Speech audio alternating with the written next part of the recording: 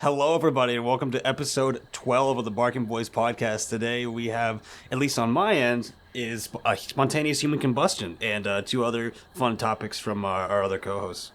Heaven's Gate, the great, Son of a bitch. The great religious movement that was the Heaven's Gate. Fantastic. Oh, hell yeah, their website's still up. Yeah, it is. Yeah, I was just going to talk about some good old CIA psyops, man. Oh, Fashion God. stuff, you know? Oh my God! Yes, the girl that is on your TikTok or the guy that is on your TikTok is a psyop. They are coming for you. I can talk about well, that they for a join the long time, military. too. Join the But, Marines, yeah, you'll yeah, find this basically. attractive woman in your platoon. Don't worry, man. This happens every time. Don't worry, we're gonna hit him straight out of the gate. I'm just gonna bring Heaven's Gate straight into this bitch because Heaven's Gate is something else. So we've talked about other cults before, whether it's the Branch Davidians and the Branch Davidians were doomsday cults. The same as Heaven's Gate. Heaven's Gate was a style of doomsday cult. We talk about any other cult. Is Flying Flying Spaghetti Spaghetti? Is that a cult? I would think it's a cult, Or yeah. is it just a religion? I mean, same difference, right? No, I think there's a certain monetary value that changes it from Oh. a cult to a religion. Like, you gotta have, like, we're gonna say, like, $2 million in the bank or like worth of assets, and then you can convert. That's wild. We'll get there someday, guys. We'll become the Barking Boys religion, whatever. We very well could. Interesting. Anyways, so Heaven's Gate was founded by a guy named Marshall Applewhite, which, Sounds you like know, a cult leader. yeah, exactly. That's the most cult leader names of all cult leaders. Marshall Applewhite, Jesus. And his, like, the girlfriend partner, Bonnie Nettles. Okay. Those are interesting. definitely two of the most names I've ever named off. They are definitely names. They met in... this is great how these two people met. They met in 1972, actually at a mental institute, because Marshall was going through depression after being fired from two different college... he was a college professor, but he was having his way with some of the students. Well, not having his way with. He was having a relationship with two guys in his classroom or whatever, I guess. Except for, like, the second time he did it at a different college, he kind of, like, cheated on his wife. I think he had a wife previous to that. Fucking rough. Anyways, his prior isn't, like, all that big, other than the fact he was smart. But then he went to a mental institute for depression and the unaliving thoughts, and where he met Nettles, who it's not confirmed if she was in the institute or a nurse, because at one point in her life she was a nurse, but she didn't know if she was a nurse during the time while, because that's like some fucking, was that Joker and Harley Quinn in that how they met? Anyways, Yeah.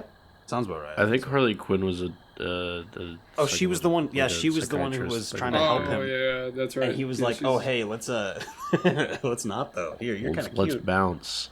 Let's bounce." Anyways, they went out together and kind of started the group of Heaven's Gate, in which they did believe in the Bible, but they also believed that aliens were like a form of, like, was God, essentially. That, like, alien spaceships and whatnot were like a form of Jesus and God and whatnot. Interesting. But in 1976, the group started recruiting, and they set a rigid set of behavioral guidelines, including banning sexual activity and the use of drugs. Oh. So they weren't allowed to. Don't mention the pajamas are my favorite bit, though. The what? The pajamas. It's not talked about too much, but they were also made to, like, wear these really weird pajamas. I don't know if that was just, like, at the time of the I think that was at the time of the event that I thought they had conspires. to wear them like before that too. I could be totally off it. Hold on, I'll get to it when I get to it in my notes. But let's see here. Let me go back over. Oh, where'd I go? Hold on. Let me go back. My notes are all over the place on this one because this guy is just—he's fucking weird too. Because there's like videos Surprise. from there's like videos from the 90s of this guy talking, and he's just like really fucking out there. But also they also changed their names of what they would be called. Nettles would be called tea, and the Applewhite was called dough. Like, you know, if you were to sing music. So you had dough and tea. And they were sexless partners. They lived in eastern Colorado, where they kept telling everybody in their little group that at some point an extraterrestrial spacecraft would take them to the kingdoms of heaven, and that they kept going, and they'd be like, all right, this date is whenever they're gonna come, and they would all get together, and it wouldn't happen. Nobody would disappear, and they were like, all right, at this date, and they're like, all right, and then no one would disappear. And so they had this idea in the 1990s, after they had recruited more people, they finally figured that out. They were like, all right, in 1995, they had a comet called the Hale Bopp. And the Heaven's Gate members became convinced that that behind the comet chasing the comet was an alien spaceship that was going to take them to heaven. That was chasing this comet. This has to be the most out there thing I have to be talking about. God. What was the comet called? Hale Bopp. HALE-BOPP. That's like the scientific name for it, okay? That's not like... That's just funny. Anyways, so, in 1996, Applewhite rented a large home in Rancho Santa Fe, explaining to the owner that this group was made up of Christian-based angels, and that he had told them they were practicing sexual obedience, and several male cult members followed his example by undergoing castration operations. In 1997, as part of the 4,000-year orbit of the Sun, the Hale comet passed near Earth in one of the most impressive astronomical events. I guess it got really close to where everyone can see it. It was kind of a cool deal. But whenever it got near, the group decided that they were going to drink a lethal mixture of... oh God, I don't know if I can say this. Phenobarbital,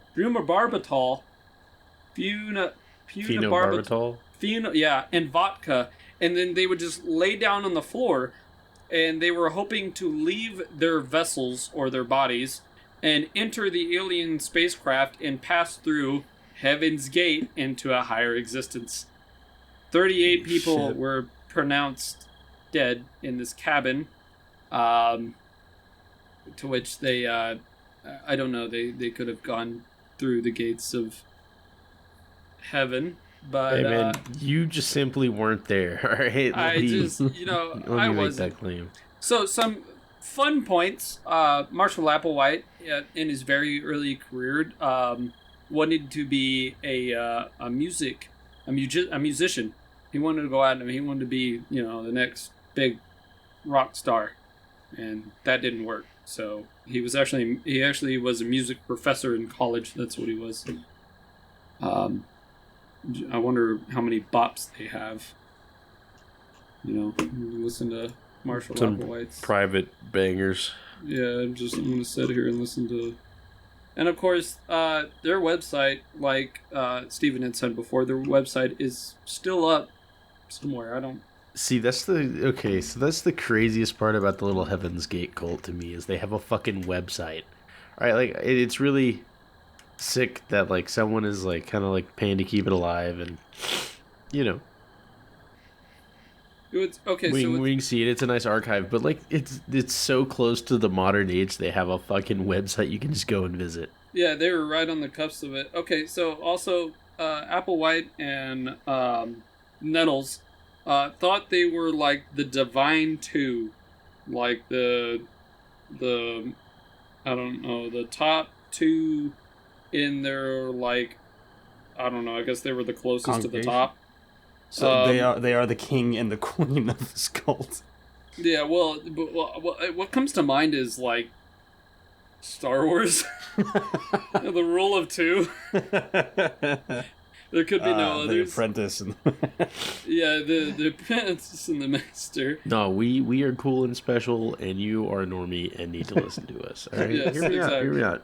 literally drink this Kool-Aid. It'll be fine. The pretty much. sparkling Kool-Aid.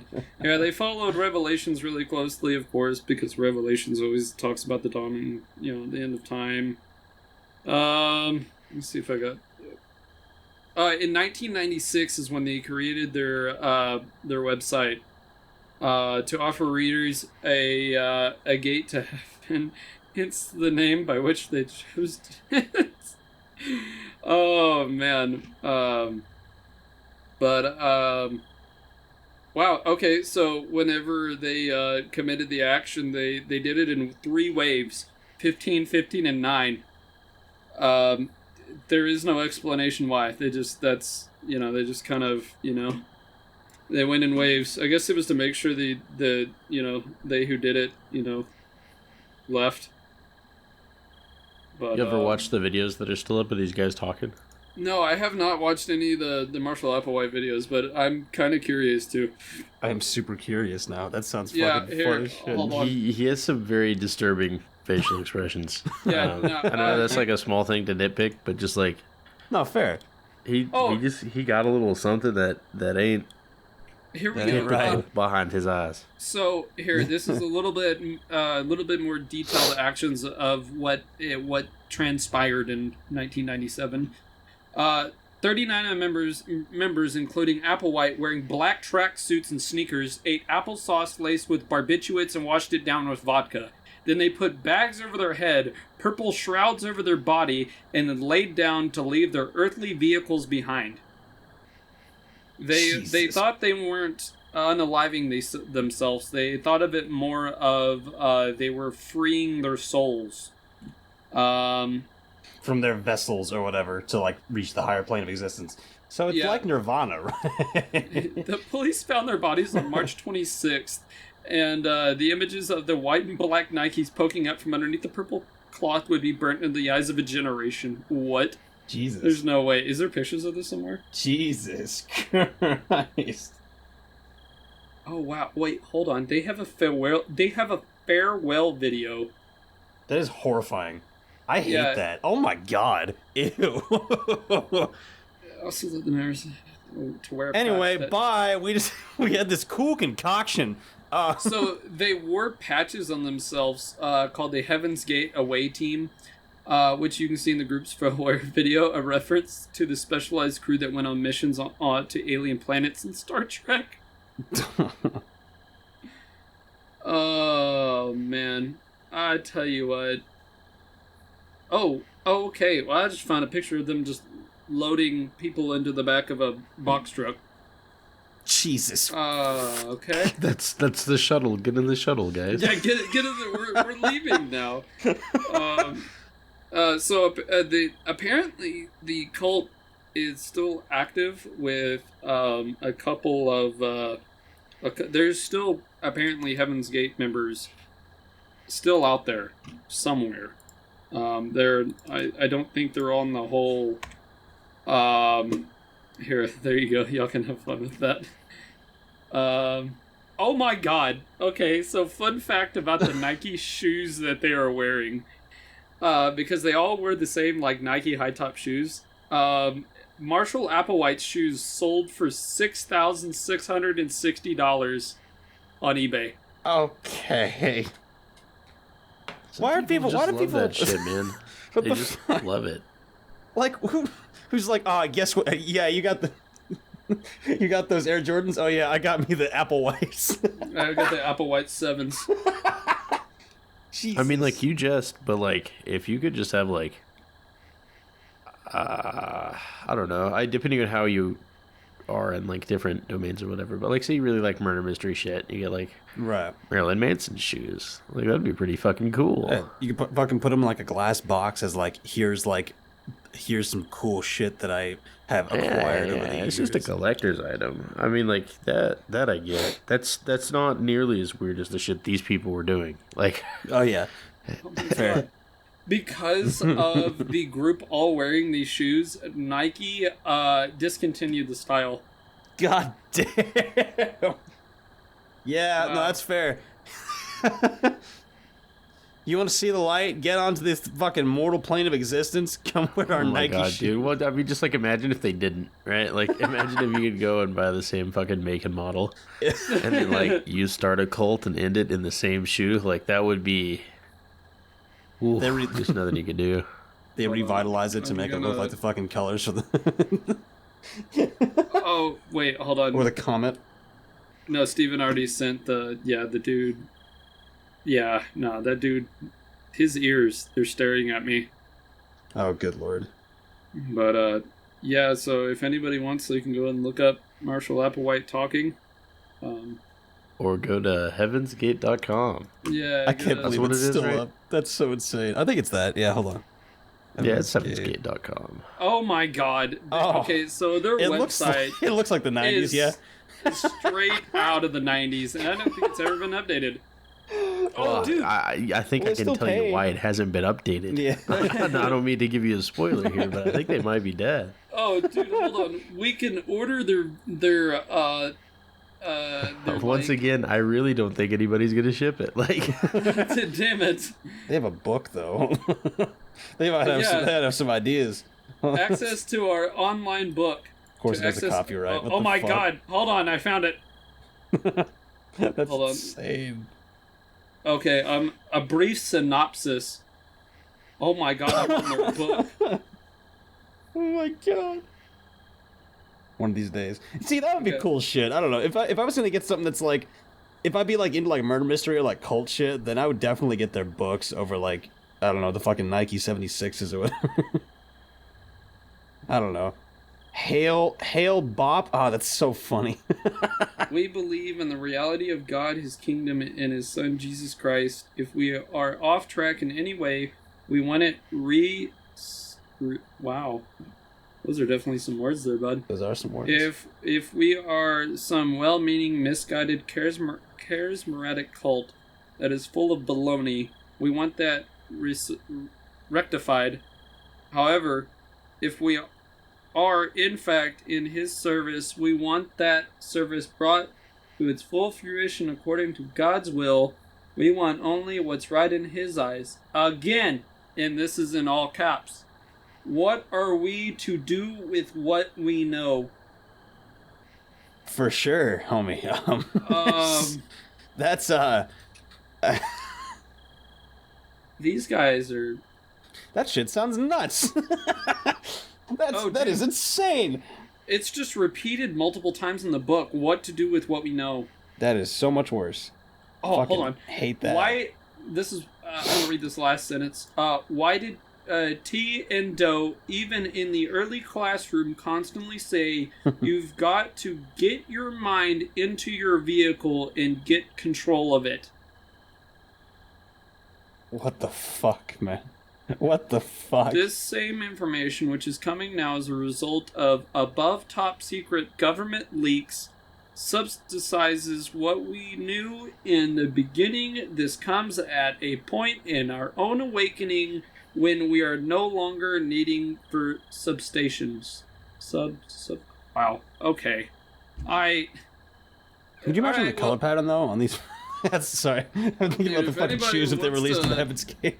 Yeah. All right. How do I get back to the main thing? Oh my god.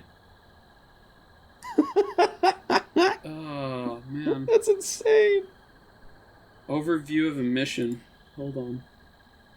Dude, this is wild. Anyways, so. But yeah, so if anybody wants to, Google heavensgate.com. Probably the first result. If you study the material on this website, you will hopefully understand our joy and what our purpose here on Earth has been. You may even find your boarding pass to leave with us during this brief window. Oh my God! That was made before they went on their brief window. I think some of them were actually forced to drink the Kool-Aid when they were trying to back out. No. That was. I think You were thinking of Jamestown. Yeah, that might have been it. Yeah, Okay. that was Jamestown. Nah, these guys, for what it's worth, were like also pretty terribly crazy, but not as nearly murder crazy, you know? Yeah, Fair. they weren't after, like, they didn't go after anybody, but, you know. Oh, Jonestown. That's what. Yeah. Okay, and they have grape flavored something. Whatever. That's Jim Jones and his Kool-Aid, yeah. Yeah, There's either, I think, cyanide or arsenic. I forget which. something like that. Jamestown. Jamestown was the cult that. Jamestown was a settlement in like Yeah, 1607. Well, same difference. True. But Jonestown was the cult that like made people aware of cults. That is horrifying. Imagine having such a name for yourself that you like set an indention of like the standard for what cults. We don't look up to these people, Matthew. What are you saying? No. No. I'm just saying. Oh, man. they really just raised the bar out there. It's just insane. Raise the bar. I think you need to like do a little self-review one of these days, man. Just see. Yeah, you know. See where it lies. Yeah, top 5 cults. Number 1. Fucking Matthew, take it away. Oh, Manson. Jonestown. Number 2, Branch Davidians. Number 3, Heaven's Gate. Number 4, I don't fucking know. Number 4 is the other one. I don't know. All right, What fellas, let's move forward here. yeah, we're kind of off on there. What do you got, Matthew? Oh, dude, I got a fun one. Spontaneous human combustion. So, this Blow one. me away with this one. So basically, I think the first recorded was in 1640s. Was the first time that this was ever reported. Basically, Yeah, before then it was just like frequent enough that they didn't even think to write it down. They're just like, and he died of natural causes, and he fucking blew up into a fireball. Like, oh, this was the first time that it was like documented about like, oh shit, what the hell is going on? Basically, it's a fire starts from the middle or from some portion on someone's body of the victim's body, and they burst into flames and get charred to a crisp. A lot of the times it's in the torso or the stomach. The furniture around them is not affected at all, which made people think, what the fuck is going on? They're just fucking, burning from the inside alive. Like it described it as literally just coming out of nowhere, and people were just completely baffled by it. And I think it was in France, is what it was, which is one of the first cases that this was reported. Interestingly, people who were looking into it, they started looking into like what typical victims had in common.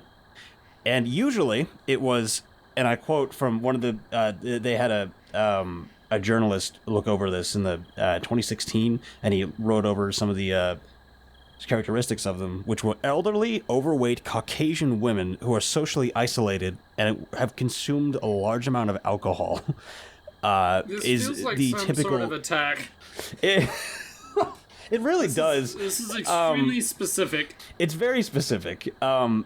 They pointed to the alcoholism as a leading component to the occurrence of spontaneous combustion, but nowadays it's believed to be reduced to nothing more than just bullshit. the people who still believe in the idea of spontaneous human combustion points to examples of fluctuating from religious interpretations, which some churches in the 17, 18, 1900s were like, hey, you worshipped the devil or didn't pray hard enough to God, so that's why they burned. So maybe, keep your faith over here to us, which is insane. I feel like there would be a lot more instances of people catching on fire if that was the criteria, right? Yeah, Like, which makes me think that we would just fucking see that shit walking down the street, right? Instead of some fucking isolated, overweight Caucasian woman in her room. But as well as that, some believers blamed holistic forces and intends to punish plus-size alcoholic women, which sounds very targeted because it is, who are merely driven by gluttony. And others claim that the movement in vital in vital humors or blood particles within the body can spark an involuntary fire, which and I think is personally bullshit because it doesn't make any fucking sense. But others suggest a range of explanations from flammable phosphates within the body to gastrointestinal gases that interacted with poorly when they were released from the individual, and the wick and candle effect, which makes some sense to me, which conjures up it basically alcohol consumption lends itself to makes things much more flammable along with the human fat, which seeps into the individual's clothing or bed sheets and allows to act them as they act as a human wick, which is horrifying. Which makes me think that there's a instance of somebody igniting a fire, away from the body, which makes me think that, it's kind of the claim of spontaneous human combustion is kind of bullshit. And that goes to the point of the stance of non-believers. They points to an assailant set fire, which is, in my opinion, which is very interesting, which is involves homicide. So basically, criminals who say end somebody will bring them to a separate location and then set them alight, which is why there was no smoke inhalation in the victim's lungs, which they were killed before the fire in the first place, and they were trying to get rid of evidence, which is, to me, is kind of stupid because, that's fucking, who else would sit with an MO like that? Who'd be like, oh shit, the fucking, that one lady down the street caught fire spontaneously, I guess we gotta look for clues, right? Like, that fucking points to, murder. But isn't there like an actual story about that started this? There's a few of them. One of them was a Ripley's Believe It or Not case. What? Oh god. No. Yeah, no. Incredible. Let me see if I could find the article. But it was a lady that's set on fire from, I think it was the top of the torso up, and there's pictures of it too. Oh, that's something. What is her name? Mary Reeser? Yeah, that sounds about right. But I was not using her as evidence. But let me see if I could find the article. But here, I'll tell the short story of Mary Reeser for you, just sure, real quick. Because I have it up. All right, so Mary Reeser. It was around 9 p.m. on July 1st, 1951. Reeser's only son, Dr. Richard Reeser Jr., had just kissed her goodbye after a visit. She was alone for the night and just decided to enjoy a cigarette before bed. Reeser, 67, would not be seen again when the landlady Pansy Carpenter tried to deliver a telegram the next morning. The door to Reeser's small apartment was warm to the touch. Inside, the charred walls' embers still cracked. Firefighters burst in the apartment. Reeser was gone, and only a pile of black ashes remained. Amid the rubble, police found coal springs from the chair and part of Reeser's backbone. Her left foot sat in a pile, still wearing a black silk slipper. Wow, her skull had shrunken to the size of a cup. They found evidence of extreme heat, bare candle wicks towering over the puddles of wilted wax. Smudges of smoke had stained the top of the walls. What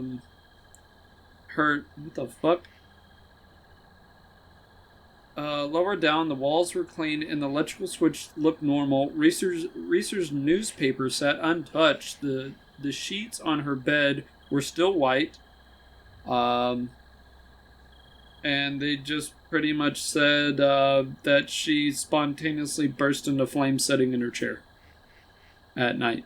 Fucking beautiful. It was told that in part of it, because she wasn't big, but she was like a little bit overweight. Right. Combined with her smoking and some of the pills, some kind of medicine she was taking, I guess. Well, fucking figure it out. I don't want to take it. Maybe. Oh my god! Hold on. Better not be ibuprofen. I'm fucked. Like. Oh god. The. And this is what makes me Times- think of the Wiccan candle effect. The fucking. The Sorry. Times magazine proposed in 1951 that Reeser died from spontaneous human combustion. That's insane. See, let's see what an actual police chief said. What the fuck? Theorists blamed everything from the fabric of the chair cushion to napalm, phosphorus, and thermite bombs. Jesus. I mean, like, if you're gonna, how did my- if you're gonna schwack yourself or whatever, doing it by like swallowing a fucking pile of thermite and igniting that hoe is like Not pretty- it, chief. That's metal pretty as crazy. fuck. Somebody said a ball of fire came through the window and hit her. Fireball. And cast his fireball. evidence was, I seen it happen. I seen it. Holy shit. Oh my god. So they called in the FBI. And one of the FBI agents said it was the most unusual case I've seen in almost 25 years of police work. Okay. Who's your witness? I seen it. Don't worry, the FBI agents found no evidence that suggested lightning had struck. Oh, good. Yeah. Swallowing napalm is much more. All the fuses in the apartment were still tacked. Investigators hadn't been able to detect substances that would have started the blaze. Oh, there goes your napalm or your thermite. They didn't detect anything. Unfortunate. Common combustible fluids and accelerants such as gasoline, alcohol, etc. would have been consumed in such a fire and had no trace of them detected afterward. Oh, okay, so could have done that, I guess. It's possible. Okay, so here's the leading theory. She was drowsy from the sleeping pills she took, dozed off in her chair while smoking the cigarette, and the nightgown she was wearing burst into flames because it was made of radon acetate and could have caught fire from cigarette ash. What are the people in the 1950s using to make stuff? Mercury. Asbestos, And then asbestos. Yeah, I was about to say asbestos. which is the opposite of flammable for what it's worth. So Interesting. not an Sure. excellent point in this case. She had weighed 170 pounds. Human fat could have fed a fire that's smoldering through the evening, allowing hot air and smoke to rise to the top of the room. Oh, don't worry. Her daughter-in-law said she was a great smoker. God, what a hell of a compliment. So I do have two more talking points, and then that'll be the end of this article. Okay, last one. Instead of shrinking, Get fucked. Reeser's skull should have exploded. That's metal as shit. Okay. Anyway, sorry. I just had to include that. No, you're good. The FBI did do shit. Anyways, yep, that's it. They still don't know why. So I mentioned in the 1800s that the church took and ran with the idea of spontaneous combustion and the fact that there's no faith or praying to the devil or whatever. This goes more in depth to that theory, which I think is kind of hilarious and fantastic. It led itself to some psychological fear instilled in commoners by the church, and religious texts extended themselves from an interventionalist perspective, which threatens of spontaneous human combustion, were often combined with an individual's lack of clerical devotion to God or interaction with the devil. Further analysis of the belief touches the idea of purification by fire. Is how they put it, in which an individual's last hope involves giving him or herself up to a personal demon or demons in order to maintain some sanctity with God. So they just fucking said, hey, fucking have me, and they got lit on fire, according to this article and the belief of the church. And this public fixation on spontaneous human combustion, it's aligned with, expectations and fucking terrified people. And as victims' characteristics are often saddled up with reclusive, alcoholic women, perhaps this belief was intended by a society bent on forcing proper etiquette onto its people, which is, again, targeted. France in the 1800s was set on dictating differences between its social classes of people, and the labeling of alcohol as a sinful drink was an attempt to discourage citizens from giving into bouts of drunkenness. It's fucking lame. It's fucking lame. And This is what Busch Light can do to you. Listen. One shot, spontaneous combustion. If drinking Busch Light's gonna make me spontaneously combust, well, so be it. And people believed this for decades, and it did work for a while until eventually it was more pseudoscience that backed other theories. And ultimately, the fad ended up involving supposed instances of spontaneous human combustion, all contained with more realistic and human-driven answers. So, interestingly, in the 18th century, involving an innkeeper, murdered his wife and then buried the remains in the inn's chimney.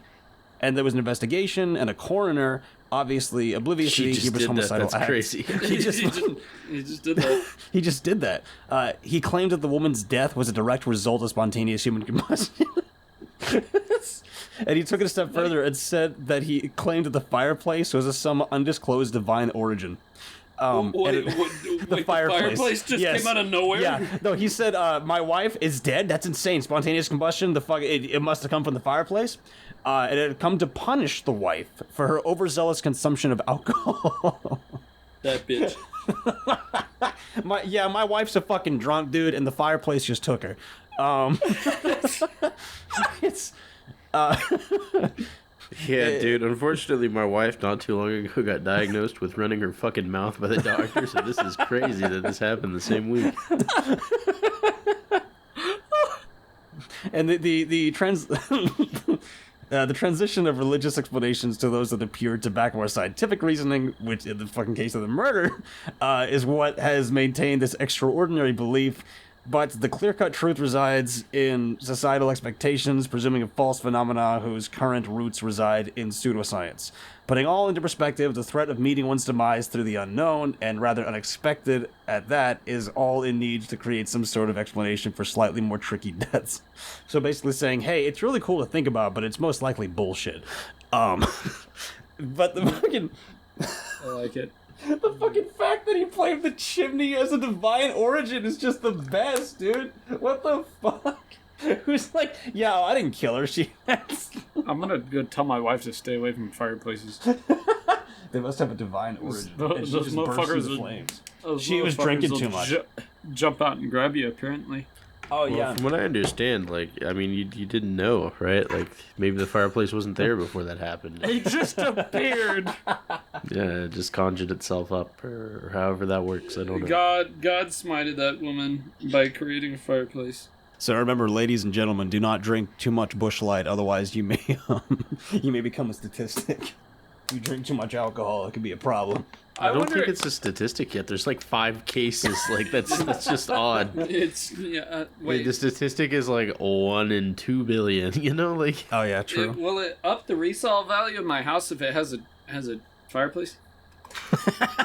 I don't know. Have you murdered somebody? My house currently doesn't have a chimney, so you know. Oh, good. Well, you can make one. It's really easy. Yeah. Here, I'll just keep drinking. Hold on. Perfect. Well, that's about what I was. All right. I got the last one for you, gentlemen. All right.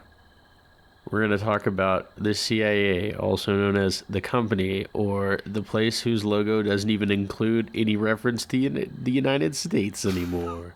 Allegedly. Nice. If you go on their website, it still has a little eagle shield. But, so just a little context what we're going to talk about. In World War II, the Philippines, which is north of Australia, functioned as a staging point as we were fighting the Japanese. When that war first broke out, the Japanese came, took over the Philippines from us, by the way. We had occupied them beforehand. And just, like, treated those people terribly. And so, as you can imagine, things like resistance groups and stuff like that appeared. And eventually we fought to get him back. That was Douglas MacArthur. He's the dude with the fucking... He had a weird hat, which he got from the Philippine Army. He was like an army general or whatever of the Philippines, just like by ceremony. And he also had the corncob pipe. Yep. He also... Anyways, he's famous for, like, fighting for those. Like, he's emotionally tied to the Philippines. And then after the war was over and they kicked him out, we kind of didn't know too much what to do about it.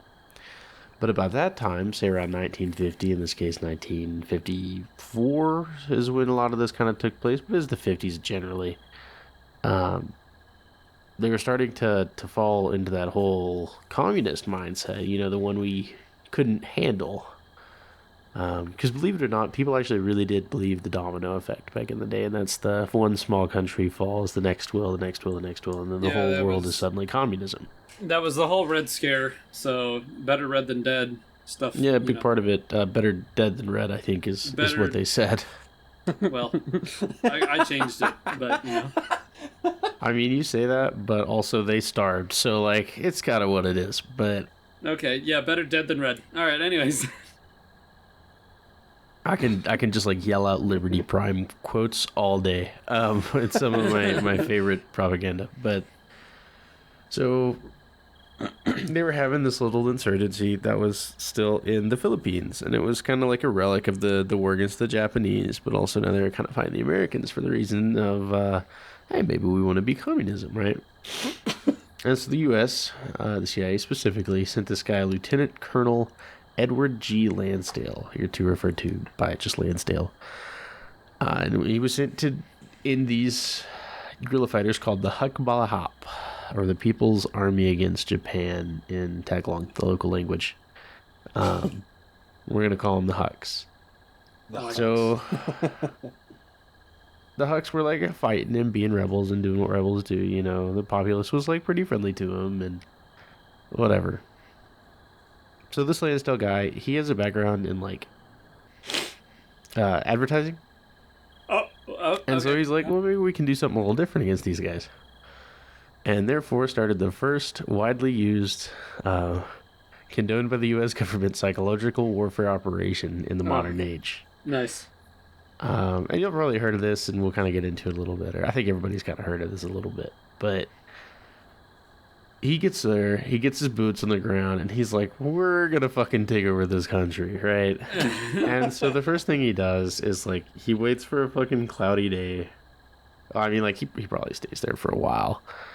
And, like, created an office or whatever. But, like, the first step he took was waited for a cloudy day, got in a bunch of helicopters, and then started, like, through megaphones, cursing the villagers in their local language. God. Right. Damn. So, like, it was like God from the sky with fucking helicopter noises going, you're gonna go to hell if you help out the Huks. Ooh, you're all fucked. Yeah, exactly. You're all fucked. And so that was like, that's pretty meme worthy, but, like, apparently these people are, like, pretty superstitious over there, and they're like, oh, okay, that's not good. But, hey, you know, we can hear him but can't see him. We'll be fine. And so we're like, all right, let's raise the stakes a little. You know, we still have this insurgency problem. Jesus Christ. So they, through intelligent gathering, figured out, you know, what families were helping out these insurgents. So what they did was they waited till it was, like, pitch dark, and then they would go paint an eyeball on a wall that, like, looked into their house. What the fuck? What the fuck? And that one's pretty funny to me, because it's just like, imagine waking up and there's just, like, the eye of God staring at you. And it's just, like, obviously painted on, you know? It's just like, yo, what's up? He's always watching. And I quote Lansdale here, the mysterious presence of these malevolent eyes the next morning had a sharply sobering effect. Which, I don't know if that guy's just like, yeah, fuck yeah, dude, we got him. These these natives are so stupid. We just painted an eyeball and they fucking fucked off, They right? fucking Hey guys, yeah. They bought it. This is it, Chief. But here's the part everybody knows. So this guy was like, all right, let's learn a little bit about the folklore of the region. And he found out about a creature the locals believed called the Aswang. Aswang. And that's basically just like their version of a vampire. Poke holes in the neck, drink the blood, whatever. And so, since the Hucks would also like work in like the forest surrounding like the U.S. government area and attack the government forces, they sent a bunch of CIA spooks into the woods, fucking killed a few of them, poked holes in their neck, drained their blood, and then left their body just chilling. And this is my favorite word: desanguinated. Which means blood removed, exsanguinated, and it left the body to be found by the Hucks. And this is what really got to him. Like, they were like, okay, these other things, it was probably those Americans, but like, this could be the fucking vampire villain, right? There's something not right here. Oh my god. And so now that the rebels were gone, he still had a non-cooperative government he was working with. And so he decided to get this guy named Ramon Magsaysay, and that's probably all fucked up as per usual. That's fine. To run for the president of that country with the CIA's backing, right? And he turned into like, first generation modern day banana republic type shit, where it's like a figurehead for the U.S. government basically, in another country. And what's insane is this Lansdale guy, the CIA guy, if the fucking Magsaysay didn't like comply with him, he would just go like into the guy's office and beat the shit out of him. Oh my god. Like just like fucking throw hands. What do you mean you don't like my policy? Get the fuck over here. Yeah, dude just like took him to Pound Town. And It's like I guess that could mean two things, but yeah, all the people that spontaneously combusted were actually really against the CIA, coincidentally enough. You know what's crazy is the amount of instances where this stuff happens, because it happened in Vietnam prior to the war. It happened in the Panama. It happened in the Vietnam War. The CIA did a lot of this. We could do an entire episode over just the amount of bullshit the CIA has done to other countries between we've simply destabilized the entire continent of South America. That was us. Yeah, we got involved on that. I still think one of the craziest ones, of course, it was partly the military that had a part in it, but one of my favorite CIA ideas was during the Vietnam War. They had the idea, because the Vietnam people were very superstitious, like their dead had to be buried correctly, or they would come back as a ghost and haunt or be mad about it or whatever. Yeah, be mad about it. So they decided in the middle of the Vietnam War they would either have boats or helicopters or just loudspeaker, or just a setup of just loudspeakers on each of these different vehicles that would play ghost noises, like terrifyingly sounding ghost noises of people speaking in Vietnamese, saying, please go back home, we miss you, and the agony, I can't rest properly because I did fuck. Yeah, hold on. Vietnam. What are they? Vietnam Ghost Tape. Yeah, because they had their Operation Wandering Soul is what it was called. Ghost Tape number 10 is probably one of the, I think is what it's called, and it's creepy. Do they have recordings of this? Oh yeah, here. My god. I'll send you the link to it because it's. Yeah, put it in the chat. I'll put it in the description. But so they had that idea, and they figured that them hearing that stuff, they would get scared, being religious, and they would run back. Superstitious. They would drop arms, and it just turns out they really didn't do anything. So I just always thought of it as something weird that the CIA U.S. military pulled off. That's horrifying. to kind of wrap up this little Philippines deal, they like drugged his opponents and shit too, just to like really, They had to make really sure. fucking sell him as like the only good option, which kind of feels like vaguely modern. Like, Yeah, that not getting specific, but wow, that sounds familiar. right? Wow, Weird. that shit is horrifying. I fucking Yeah. hate that. Oh Yeah. my god. Operation Wandering Soul has to be one of the creepier things that we did that I know about that wasn't involved in like murdering people or whatever. Oh, fuck. Well, that's all I got for this evening or this day or whatever it is for the listener here. Yeah. Same Hope here. everyone enjoyed the great stories. You know, Pretty wherever it's- cohesive Barkin boys for what it's worth. Oh yeah. I might just play out that fucking sounds of those videos as the end of this podcast segment. Yeah, dude. That way, if anybody accidentally left it on going to sleep, you True. can really fuck with their heads. Okay, so a random point. There's a creator somewhere that made like a 10-hour long The like, fucking rain noises. Yeah, rain noises, and then randomly like 2-3 hours in, he just put gunshots. Dude, it's so fucking funny. Oh my god. Yeah, Matthew has it somewhere. Yeah, it's buried somewhere. Oh man. But Imagine means. But if it wasn't cults, it's spontaneously busting a nut. It's spontaneous busting humans. it's vampires overthrowing a country. And the shadow because- government whispering in your ear. As per from your dead usual, the relatives. real horror is man. Yeah, it continues on. The scariest thing in the entire universe is the person next to you. A motivated human being. Yeah, it is what it is. But it's been a pleasure, y'all. I'll catch you later. Goodbye. Y'all have a good night. Bye. Y'all enjoy the fucking audio at the end, boys. Stick around for that. So, see you guys later. From this point forward, viewer discretion is advised. This audio contains psychological operations used against the North Vietnamese. This audio is not for the fair weather listener. You have been warned.